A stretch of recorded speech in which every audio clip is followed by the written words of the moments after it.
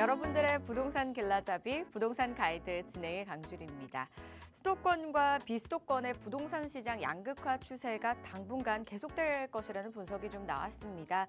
전국 주택 매매 가격 지수는 수도권 호조로 지난 9월 기준 전월 대비 0.18% 오르면서 5개월 연속 상승세를 유지를 했고요. 주택 매매 거래량 역시 수도권은 증가세가 유지가 되고 있지만 지방권은 최근 2개월 연속 감소세를 보이고 있다고 합니다. 문제는 이런 지역별 양극화 추세가 앞으로도 유지가 될 가능성이 높다는 점인데요. 이런 지역별 양극화 문제를 좀 해결하기 위한 해결책은 없는지 이 시간 함께 하시면서 해결 방안들 저희와 함께 또 고민해 보시기 바라겠습니다. 방송 보시다가 부동산 관련해서 고민 있으시거나 선택에 좀 어려움이 있으시다면 저희에게 전화 또는 문자 주시면 되는데요. 참여 방법 안내해 드리겠습니다. 02-2638-3961번 서울 전화입니다. 02-2638-3961번으로 전화 주시거나 샵 3989번으로 문자 보내주시면 상담 가능하니까요. 지금부터 바로 보내주시기 바랄게요. 자, 그럼 부동산 가이드 오늘도 힘차게 출발합니다.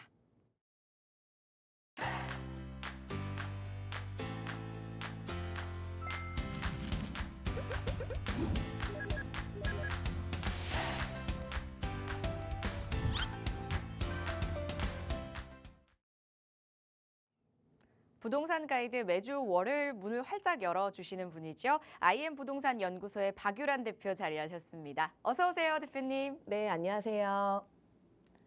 네, 오늘 그 청약을 시작하는 걸 봤더니 서울원 아이파크 청약을 진행을 하더라고요. 여기가 강원대 역세권 쪽에 지금 부지 개발을 통해 가지고 그 청약을 하는 거고요. 84 타입 기준으로 13억 정도 지금 청약 가격이 세팅이 돼 있는 걸 제가 확인을 했습니다. 우리가 통상 한 과거 2년 전으로 돌아가면 둔촌주공이라고 표현을 하죠. 올림픽파크 포레온 같은 경우가 강동구 둔촌동에 있는 현장인데 여기가 84 타입이 한 13억 조금 넘었었거든요. 그런데 그 당시 분위기를 우리가 생각을 해보면 일각에서 이게 굉장히 고분양가다. 사실 청약을 하면 안 된다. 미분양이 날 거다 얘기가 많았었지만 결과론적으로 지금 완판이 됐었고 이 시기에 입주를 이제 준비하고 있는 단계인데 13억에 청약을 하던 것이 지금 24억, 25억, 26억까지 호가가 나오고 있습니다. 그러면 서울원 아이파크가 강북 쪽에 진행을 하고 있는 이 머메이드급으로 진행하는 단지지만 여기가 13억이 비싸다. 뭐 찬반 의견들이 굉장히 많은데 결국은 주변 일대 거점 개발을 진행을 하면서 지금 당장은 가격이 조금 높기는 하지만 중장기 플랜으로 봤을 때는 여러 가지 교통 호재라든지 업무타운 호재라든지 이 직접적으로 확충이 되는 시설들이 들어오기 때문에 향후에 강북의 랜드마크로 자리를 잡을 거기 때문에 이제 우리는 부동산을 대할 때 당장의 가격도 당연히 중요하겠지만 좀 이게 긴 롱타임으로 보시면서 결국은 부동산이 우상향을 하잖아요. 전체적인 큰 흐름을 보고 우리가 진입할 필요가 있다. 이렇게 좀 정리를 해보고 오늘 하루를 시작을 해보겠습니다. 역시 부동산은 단기적인 플랜보다는 중장기적으로 길게 보고 가야 된다라는 생각 다시 한번 들었는데요. 이런 중장기적인 플랜을 좀 짜려면 어떻게 하면 좋을까요, 대표님? 자리 마련되어 있잖아요. 네, 저희가 매주 수요일에 세미나를 진행을 하죠. 이번 주 수요일 날 또 1시에 저희 사무실에서 세미나를 진행을 합니다. 지금 주제가 나가고 있어요. 재개발 소액 투자로 서울 상급지 아파트 입주권 받기 플랜인데요. 이게 개개인마다 사실은 자산 규모도 다르고 내가 원하는 가치관, 뭐 당장의 아파트가 됐으면 하는 지역에 좀 투자라든지 실거주를 하고 싶으신 분들이 있으실 거고 또 시간은 좀 걸리더라도 상급지 쪽에 애초에 한 번에 진입을 하고 싶다. 그래서 좀 길게 보고 싶다 하시는 분도 있으실 거고요. 어쨌든 중요한 거는 제가 지금 이후 시간대도 좀 부동산 정책, 정부에서 개발 방향 틀을 잡고 있는 것들을 말씀을 드릴 거거든요. 그래서 결국은 우리가 이렇게 투자든 실거주든 부동산을 대할 때 정책 방향에 대한 큰 흐름 틀을 좀 보고 우리가 움직일 필요가 있다. 이런 것들을 저희 세미나를 통해서 설명을 드리니까 참석을 해주시면 되겠습니다. 요즘 부동산이 워낙 많이 오르다 보니까 트렌드가 소액으로 투자하는 부분에 관심이 참 많으신 것 같아요. 관심 있으신 분들은 참여하셔서 다양한 이야기들 나눠보시고요. 궁금하신 점은 저희 화면 아래에 나가고 있는 번호로 문의 주시면 되겠습니다. 저희 첫 번째 코너는 박유란 대표의 또 부동산 핫이슈 한번 만나보도록 하겠습니다. 요즘 이제 최근 서울시가 주기적으로 개발 계획들을 또 발표를 하고 있습니다. 그만큼 서울 주요 지역들의 도시개발 정책의 속도가 좀 붙지 않을까 그런 예상이 드는데요. 도시 변화에 맞춰서 또 기존 제도에 각종 인센티브를 부여함으로써 서울 지역을 이제 대대적으로 바뀌지 않을까 이런 기대와 희망도 좀 가지고 있는데요. 그래서 오늘 서울 지역 내에서 이루어지고 있는 개발 사업들 하나 만나보도록 할게요. 먼저 여의도부터 한번 만나보면 좋겠습니다. 여의도는 어떤 사업이 진행되고 있는지 자세한 내용도 알려주시죠. 네, 한번 보겠습니다. 저희가 이번 연도 지난달이죠. 10월 31일 날 서울시에서 또 보도 자료 하나를 발표를 했습니다. 그러니까 여의도의 크기의 4.6배 되는 규모의 우리 서울시 전체를 보고 특별계획구역이라는 이 구역도들이 있거든요. 그 구역에 대해서 기존의 사업이 좀 미진하던 구역들 아니면 추진이 안 되는 구역들에 대해서 본격적으로 규제를 완화를 해서 여러 가지 제도적인 장치를 줘서 개발을 빠른 속도로 하겠다라는 거고요. 그 특별계획 구역들이 이제 합쳐지면은 여의도의 4.6배 규모다. 이 정도로 보시면 될 것 같고요.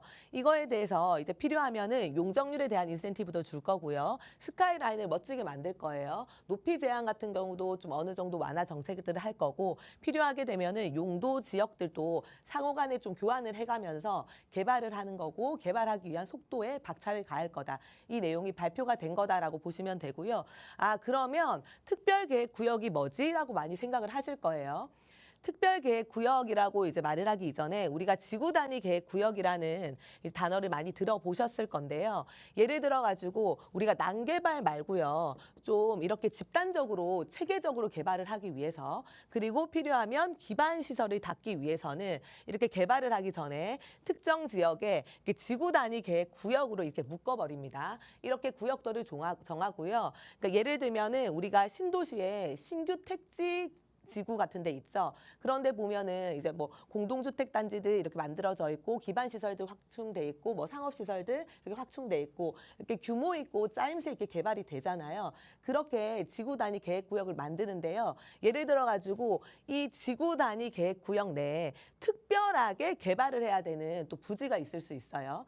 그런 부지 같은 경우를 특별계획구역으로 정하는 거고요. 그러니까 특별계획구역 같은 경우는 건축물 같은 경우도 뭔가 독창적이고 창의성 있게 만드는 경우가 있고요. 특정한 기능을 해야 되는 경우에 특별계획구역으로 지정을 해가지고 하는 경우가 있고 아니면 여기를 개발을 할 건데 뭔가 계획을 짜는데 기간이 오래 걸릴 것 같다. 그러면 특별계획구역으로 정해서 이제 계획안을 만드는데 기간을 주는 거죠. 이렇게 뭔가 특별하게 개발이 되는 데를 특별계획구역이라고 하고요. 이러한 특별계획구역에 대한 부분에 대해서 별도로 계획안을 작성을 해가지고 이제 개발을 하겠다라는 취지로 보시면 되는 겁니다. 그러면 우리가 서울시에서 특별계획구역이 뭐 어느 정도 있는지 어느 지역에 있는지가 궁금하잖아요. 예를 들어 가지고 우리가 마곡지구를 떠올려 보면 될 것 같아요. 이쪽이 마곡지구고요. 마곡 도시개발 그 지역의 안에 보면은 여기 상업지역 쪽에 지금 특별계획구역으로 지정을 해가지고 마이스 복합단지 조성을 할 계획을 가지고 있거든요. 그러니까 전시장이라든지 아니면 컨벤션 시설이라든지 이런 것들 만들어가지고 뭐 호텔 같은 것도 들어갈 수 있겠죠. 이렇게 특정 단지들을 조성을 해가지고 멋진 건축물, 조경물 이런 것들을 만든다. 그런 개념으로 여기를 이제 지정을 해가지고 개발을 하는 개념이고요. 뭐 또 하나 넘어가 보면 서울에 우리 강남이랑 잠실 쪽에도 지금 강남 코엑스라든지 아니면 바로 옆으로 이동하면 현대차 자동차 부지라고 GBC 부지 있죠. 이 구역이라든지 잠실로 넘어오게 되면은 잠실 종합운동장 같은 경우도 마이스 복합단지로 개발이 되잖아요. 이런 구역들도 모두 특별계획구역입니다. 특별계획구역인 거고 뭐 내려오시면 여기 아시아 선수촌 아파트 같은 경우도 특별계획구역으로 잡혀 있죠. 이렇게 군데군데 특별계획구역들이 있는 거고요. 또 용산으로 한번 넘어가 볼까요? 용산도 거의 천지개벽의 수준이죠. 용산에 용산 전자상가 일대 같은 경우도 마찬가지고요. 밑으로 내려오시면 용산 국제업무지구 같은 경우도 우리가 특별계획구역으로 묶여 있네요. 또 여기 한강대교를 기준으로 했을 때 뭐 서부 이촌동, 동부 이촌동이라고 표현을 하는데 이촌 1동과 이촌 2동 같은 경우도 특별계획구역으로 전체가 지금 묶여 있는 거고요. 그 밖에도 보시면 우리가 용산역을 중심으로 해가지고 철도를 지하화 사업을 하죠. 그리고 지상에는 이제 공원화 조성을 할 거고 뭐 필요하면은 이제 그 뭐 건축물들을 만들어가지고 뭐 일자리라든지 주거로 더 형성을 할 계획을 가지고 있잖아요. 이러한 지역들, 이렇게 개발하는 이런 지역들 일대가 지금 특별계획구역으로 묶여 있거든요. 이렇게 서울에 우리가 전체 지도를 펴놓고 보면은 제가 좀 굵직한 거 몇 개만 말씀을 드렸는데 특별계획구역들이 굉장히 많더라. 그래서 그런 구역들이 좀 집중돼서 개발이 되더라라고 생각을 해보면 될 것 같고요. 그러면 특별계획구역이 어느 정도 있냐? 우리가 서울시에서 지금 지정 관리한 특별계획구역이 무려 588개나 있습니다. 근데 실제로 이제 588개나 있었어라고 이제 많은 분들이 생각을 하실 거거든요. 이게 588개가 있으면 우리가 어느 지역이든 지나가면서 이 건축물은 이렇게 그래 멋졌는데 그게 특별계획구역이었구나라고 생각이 떠올라야 되는데 그런 곳들이 별로 없어요. 그러니까 그게 뭐냐면 이 588개 중에 55%인 325개소가 사업이 잘 추진이 안 되고 있는 거예요. 미추진을 하거나 아예 부진하거나. 그러다 보니까 이런 지역들, 이런 구역들 같은 경우에 이번에 10년 이상 사업이 잘 추진이 안 된 구역들을 다시 특별계획 가능 구역으로 만들겠다는 거예요. 특별계획 가능 구역. 이렇게 만들어가지고 이제 서울시의 개발 방향에 맞춰서 내가 개발을 하겠다라고 하면은 거기에 맞춰서 여러 가지 보시면 인센티브를 최대치로 줄 건데 용적률에 대한 인센티브를 주던지 높이에 대한 스카이라인 부분 멋지게 만들어서 높이 제한을 얻게 한다든지 아니면 용도 등을 최대한 완화해서 필요하게 되면은 이제 용도 지역 간의 변경이 가능하다는 거예요. 그러니까 주거, 상업, 공업, 녹지 지역 간에 상호 간에 이렇게 변경이 가능하게끔 최대한 개발에 대한 인센티브를 주겠다는 거고요. 이제 재차 말씀드리지만 전체 틀은 서울시 개발 방향에 맞춘 경우에 이렇게 해주겠다라는 거고요. 그러면 이렇게 특별계획 가능 구역으로 했는데 또 사업이 미진하거나 부진하거나 이런 경우가 발생할 수 있죠. 그렇기 때문에 특별계획 가능 구역이 되고 나서 유효기간이 3년입니다. 3년 안에 뭔가 가시적으로 이제 개발이 착수하지 않거나 진행이 안 되면 이제 해제가 되는 거고요. 그러면 일반 지역으로 바뀌는 거고요. 일반 지역으로 바뀌게 되면 일반인들이 뭔가 개발을 하거나 개별 건축물을 조성을 하거나 이렇게 뭐 시민들에게 불이익이 발생하지 않고 사유재산권이 침해되지 않게끔 개발을 할 수 있게끔 해주겠다는 거고요.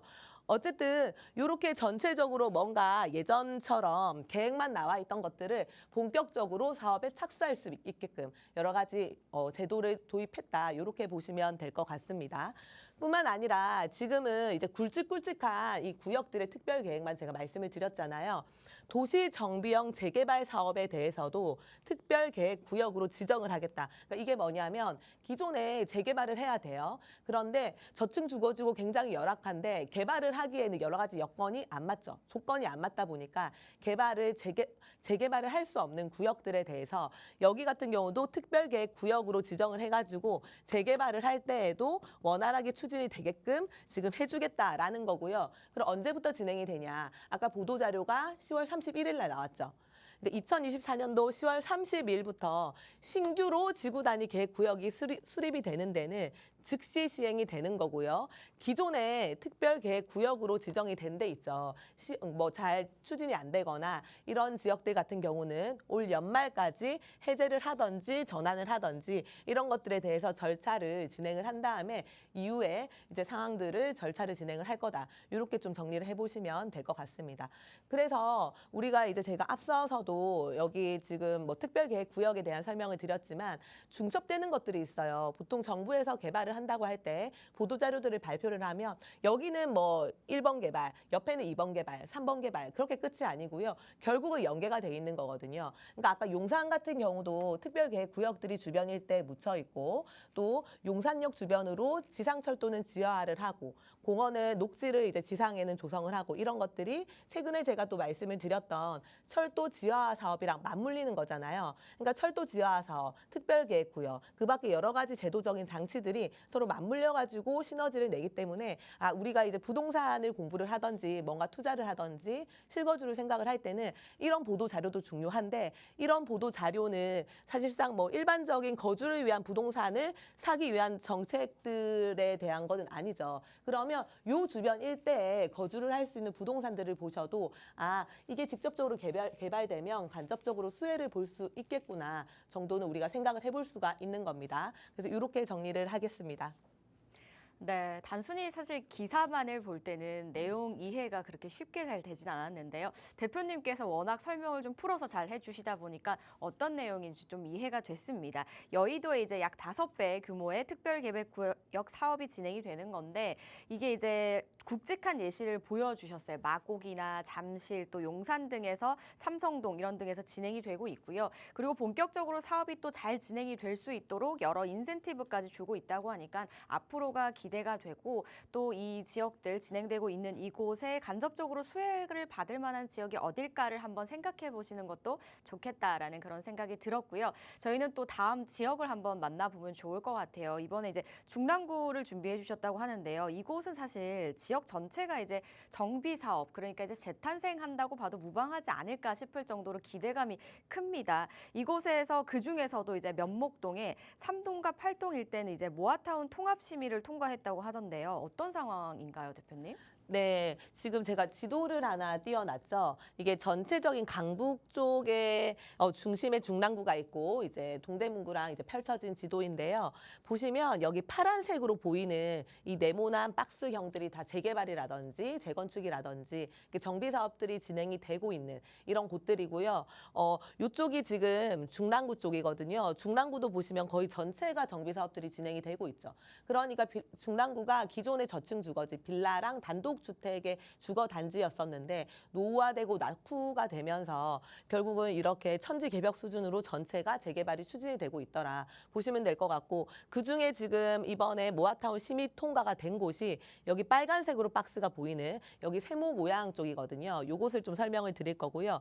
우리가 중랑구는 사실상 그 서울에서 봤을 때 뭔가 외곽 지역이기는 하지만 눈여겨보고 저는 이제 여기 향후 가치가 괜찮다고 생각을 하는 게 7호선이 연결이 돼 있죠. 이 7호선이 강남까지 접근을 하는데 시간이 그렇게 걸리지 않습니다. 그런데 강남의 집값은 비싸죠.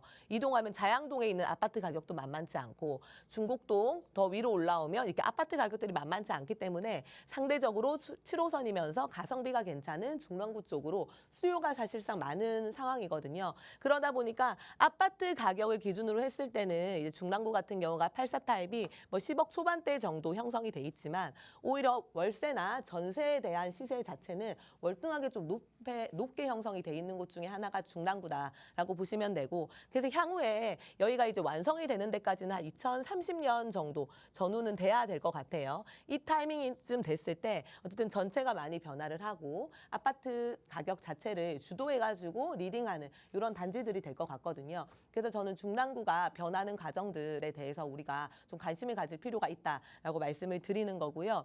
이제 면목동의 44-6번지 일대가 모아타운으로 통합 심의를 최근에 통과를 했습니다. 아까 보여준 세모박스형이 여기고요. 여기가 이제 면목역 쪽이죠. 7호선 면목역이 있는 쪽이고요. 2023년도 8월 달에 모아타운의 선 지정이 먼저 됐습니다. 여기 같은 경우는 노후도가 83%나 나오죠. 굉장히 높게 나오는 거고, 여기가 노후 단독주택들이 많았고 만지하들이 밀집이 돼 있었고요. 주거 환경도 열악하지만 이 주차도 굉장히 불편했습니다. 주차 공간이 없다 보니까 불법 주정차 차량도 굉장히 많아서 어쨌든 개발이 꼭 절실하게 필요한 지역이었거든요. 여기가 이제 선정이 된 거고요. 그러면서 651세대의 아파트로 거듭이 나는 거고요. 현재 2종 일반 주거 지역으로 형성이 돼 있거든요. 인센티브를 받아서 3종 일반 주거 지역으로 종 상향까지 하게 됩니다. 그러면 사업성적인 면에서는 일단 우수하다라고 볼 수가 있는 거죠. 그러니까 면목역까지는 거리가 좀 있는데 뒤에 보시면 여기가 면목선에 대한 호재가 있어요. 면목선이 개통이 되게 되면 우리가 이제 요쪽 블럭에 아까 통합 시비가 통과된 구역이 있는 거거든요. 면목선이 개통이 되면 청량리까지 한 번에 이동을 하게 되죠. 그러면 7호선을 타고 강남과의 접근성도 좋고 면목선을 통해 가지고 우리 서울의 중심부로도 이동이 용이하고 교통의 요충지인 청량리까지도 한 번에 이동이 가능하기 때문에 사실상 그 거주 만족도, 생활 여건들이 월등하게 좋아지는 지역이 향후 이제 미래 가치가 밝은 지역이 중랑구다라고 보시면 되는 거고요. 이제 조감도가 이렇게 형성이 돼 있습니다. 3종으로 바뀌다 보니까 이제 고층 건물들 스카이라인을 만들어 가지고 이제 진행이 되는 거고요. 건축 협정을 통해 가지고 지하 주차장도 굉장히 잘 만들어질 거고요. 사실상 여기 같은 경우는 뭔가 개발이 좀 되기 힘들었던 구역인데 이제 선 지정이 된 사례라고 보시면 되고, 그래서 말씀을 드리고 싶은 거는 우리가 지금 여러 가지 뭐 재개발 사업들, 뭐 재건축 사업들이 진행이 되고 있잖아요. 특히나 재개발 사업 같은 경우는 이 주민들의 의지에 따라서 사업 성패가 결정이 되죠. 그러니까 동의율이 나올수록 사업이 더 잘 되고 빠르게 되는 거고, 지정이 되더라도 동의율이 안 나오게 되면은 사업이 무산이 되는 거거든요. 근데 그것도 중요한데 이 지자체의 방향도 참 중요합니다. 그러니까 어떤 지역들 같은 경우는 주민들이 사실 좀 뭔가 갈등이 있고 그런 경우에 그 주민들끼리 알아서 하라고 지자체에서 사실 신경을 안 쓰는 경우도 있거든요. 반면에 중랑구 같은 경우는 지자체에서 재개발 사업에 굉장히 적극적이다. 이렇게 추진되게 하기 위해서, 그리고 지정이 어느 정도 된 구역 같은 경우는 속도가 나게 하기 위해서, 아니면은 갈등이 있는 경우도 코디네이터라든지 이런 것들을 이제 보내가지고 굉장히 적극적으로 사업이 긍정적으로 잘 추진이 되게끔 도와주고 있는 지자체 중에 한 군데가 중랑구이기 때문에 저는 중랑구에 대한 이제 주거타운의 그 형성 자체 진행 과정들이 좀 전망이 밝다, 이렇게 좀 말씀을 드리고 싶습니다. 면목동은 이제 면목선 개통을 앞두고 있는데 개통이 되면 청량리 한 번에 갈 수 있고요. 그리고 그렇지 않아도 지금 현재는 이미 7호선을 보유하고 있기 때문에 강남을 또 한 번에 갈 수 있어서 수요층이 좀 탄탄하지 않을까라는 그런 생각이 있습니다. 그런데 이곳이 또 새롭게 재탄생을 하게 된다면 거주 환경까지 또 좋아지는 거니까 많은 분들이 더욱더 관심을 가지실 것 같고요. 그리고 중랑구는 지자체 자체에서도 재개발 사업에 또 적극적이라고 하니까 이 부분도 좀 긍정적인 부분이 아닐까 싶습니다.